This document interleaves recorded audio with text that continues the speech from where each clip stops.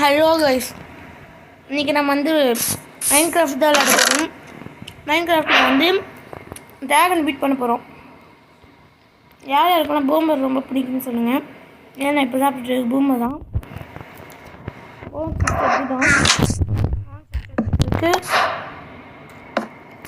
Torch எடுத்துக்கிட்டோம். நாங்கள் இப்போ உட்டை மைண்ட் பண்ணலாம்.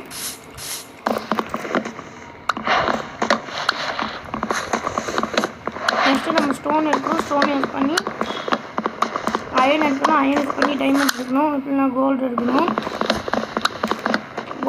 கோல்டு வேணும் நம்மளுக்கு. ஏன்னா நெதருக்கு போனோம்னா கோல்டு சாப்பிடும்.